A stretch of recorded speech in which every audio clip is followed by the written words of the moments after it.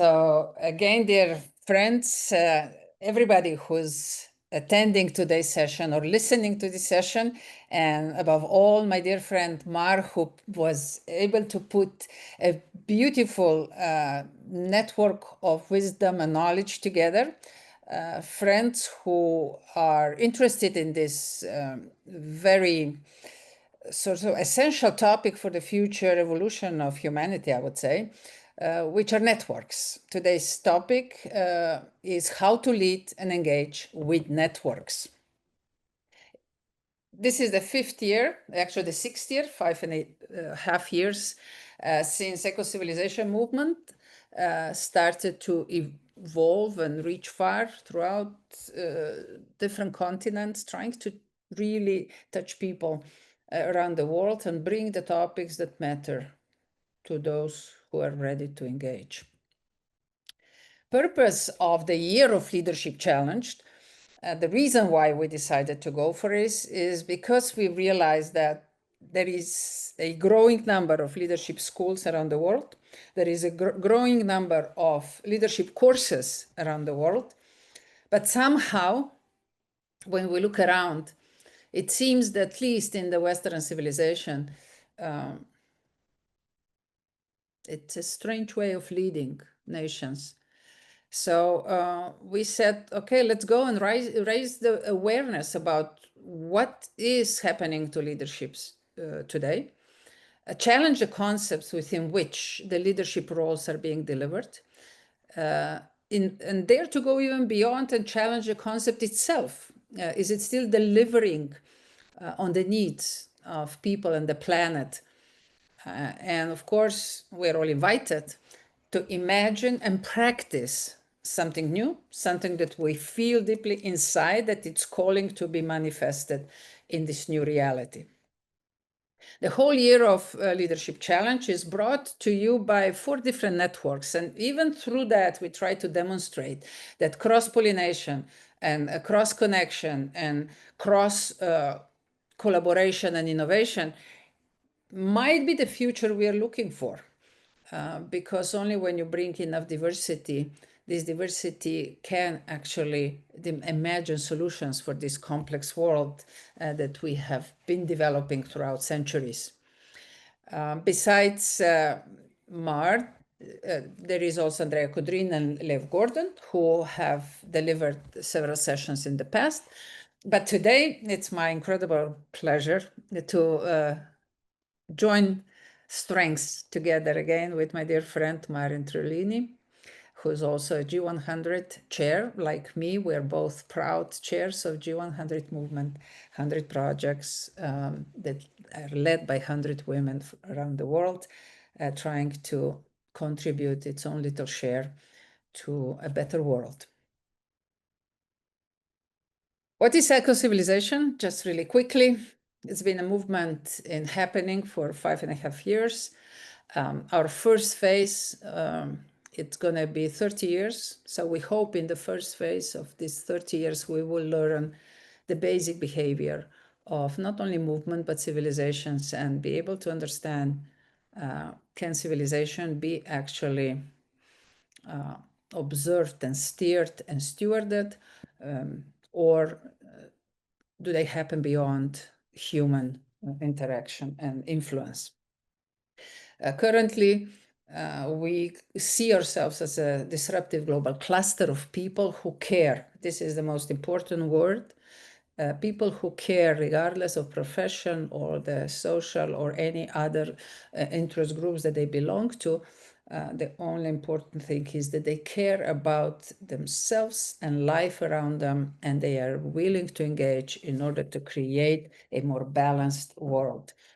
We try to create conditions for safe engagement, collaboration, and innovation, and of course, potentially contribute a little piece to the emerging foundation of future civilization. One of the biggest challenges that we put on the table so far is invitation to imagine new structures within which humanity can evolve. No matter how advanced projects we deliver as civilization, they seem to be somehow crippled and they don't deliver the expected results. And I dare to speculate that that is because they're pushed in the old structures, which do not honor collaboration, horizontal engagements, that actually the challenges we are facing are calling for. So yes, we do believe that new mindset will seek new organizational structures, and we invite everyone to imagine. We're not saying that this is the only possible way forward, but showing that we can imagine the societies in a different way, hopefully will encourage others to also try to imagine something new. Because the fact is, whatever we live today, somebody imagined. Okay, so that gives me enormous courage and motivation that we there as generation imagine something fresh and new as well. And before I pass my word to Mar, I would like to share a couple of observations that I put together as a learnings from this 5.5 years of eco-civilization movement, which is actually a network. And whole dynamics is based on networks logic. The first hypothesis is that leading and engaging with networks differs fundamentally from leading within hierarchies. I base that on some of my own research of 15 years and so, that resulted in some sort of model of system evolution where I show that you have different types of organizations, and networks are just another organizational structure. And these different types are based on different elements for value creation and have a completely different relationship with structures and people who engage in those structures. So besides working, learning, and thinking environment, there is yet another that started to evolve more and more often, which is so-called self-conscious environment.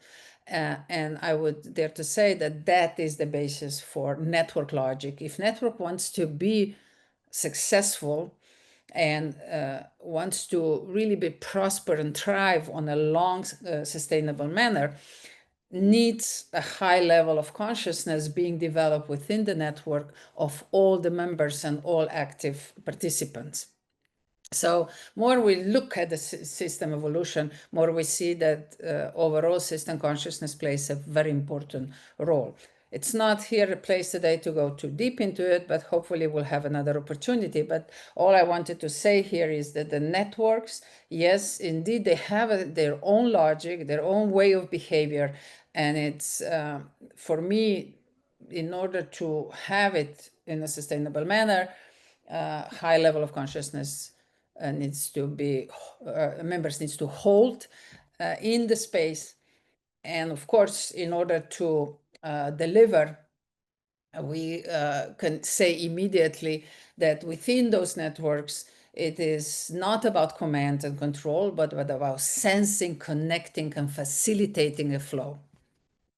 If we take a look again, very briefly, the structure within the evolution of systems, we see that if we want to be successful in networks, we somehow need to address all elements that create value, even in the environments with a lower level of consciousness.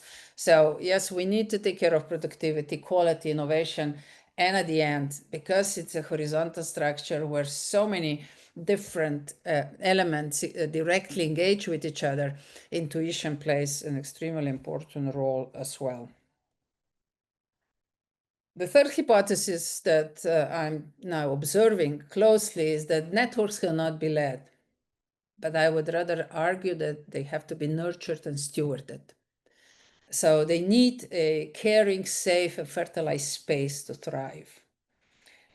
And this is something that requires also members and participants to be at least on the same level than the structure within which they engage is. So last but not least, what we can already see that within networks, we are moving from the concept of power over something, somebody, to empower within or with. I'd rather even say that we strengthen our collaboration, not power it. The second one is that we move from strategy and structure per se, the fixed structure we're used in hierarchical organizations, to sensing and responding. And from ownership to stewardship, and from ecosystems into really ecosystems, ecological, dynamic, living spaces. So at the end, what I'd like to say as a summary so far from these last 5 years of experiences is that for me, networks are some sort of living systems that have their own rhythm and their own dynamics, that are very sensitive, and in order to really understand it, intuition starts playing a very important role. But now I'm more than happy to hear your experiences and learn, and I know that at the end of the session, we will all know more. Just a few more information. At the end of the Year of Leadership Challenge, we're planning to publish a book where all the authors and some invited participants will add their own thoughts and experiences on this topic, Leadership Challenge, and we're hoping to publish it at the end of spring next year. We have one more session coming before we have a big wrap-up session, which is Intuitive Leadership and Co-Creation, which is going to be on November 13. But we also lead to other topics this year, the Year of Mental Health, which the next session is in 22nd of October.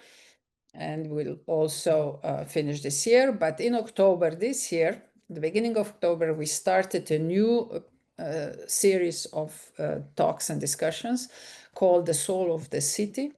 And the next section on this topic, which is called Sacred Ecology from Water and Soil to Soul, which will be November 5th.